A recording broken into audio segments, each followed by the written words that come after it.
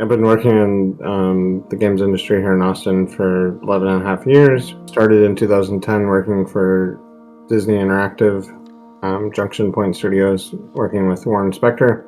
Spent a lot of time focusing on choice and consequence in video games. So how does playstyle factor into, a player experience? It's not about my authorship, it's about being able to create a space as a designer for the players to be able to enjoy themselves in. Yeah, it started off with me getting shingles at the end of Disney Epic Mickey 1. After crunching 100 hours a week for 3 months straight to get the game out, we went gold, which is, getting the title printed to a disc, which kind of irrelevant now in 2021, but zany Wii motion fun is how Warren wanted it, right?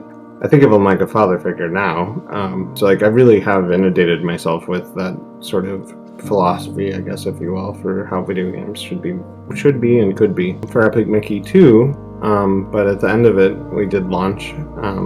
Studio got shut down. All of us got laid off. Just had gotten married at the same time. I lost my father right after we shipped, unexpectedly, and then spent a lot of time dealing with the independent contractor life. It's not great. Don't recommend it, but that's what I've been doing since then, almost exclusively. So now I do have some accreditation since then. I did get a grad degree from UT. It's a leadership and management certificate that I studied under Warren. So I followed him to UT after Disney closed. And after that, then I worked for Richard Garriott, another Austin luminary, for Shard of the Avatar as a designer. And then after that, I was a designer for Recore, which was through Microsoft Studios. Armature is the name of the studio individually here in Austin. As a designer, so I did mostly cinematography work there. So I was working with Joseph Staten of Halo Infamy. That was cool. Working, just to make his writing look great, right? And that's what a designer does, is they direct, right? So I'm not the writer, okay? I'm also not the person telling the story, but I am the person shaping the story, and that's what a good designer does. I'm a very good designer, but also very sick. So February 2014 was when I was first diagnosed. I've been working with the same endocrinologist now since the beginning. I'm very fortunate to have had that through Austin Regional Clinic. She's been great. Dr. Maya Bledsoe. She's worked with several of my friends.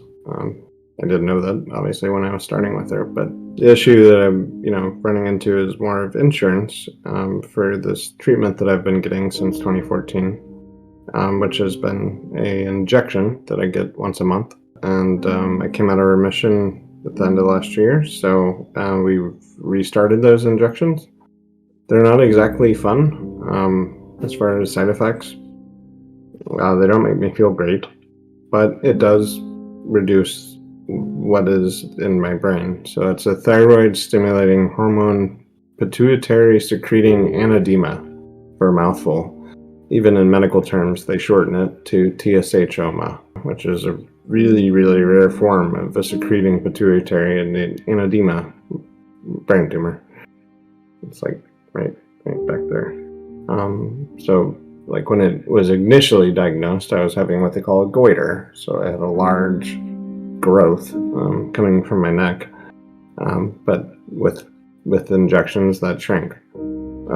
So that's what we're trying to do again, but we're looking at treatment out in Los Angeles at UCLA Health with another endocrinologist out there that has a specialized pituitary program that will zap that little nodule and tumor in my brain.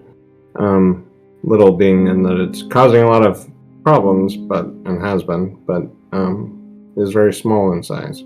The housing is tenuous, at least as far as LA.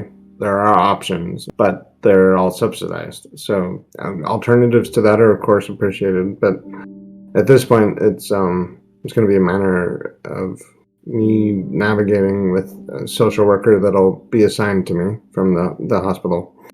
So that'll all be happening in the next 2 weeks. I recently lost my roommate, and the apartment is starting to have me moved out by the end of the year, so in 6 days.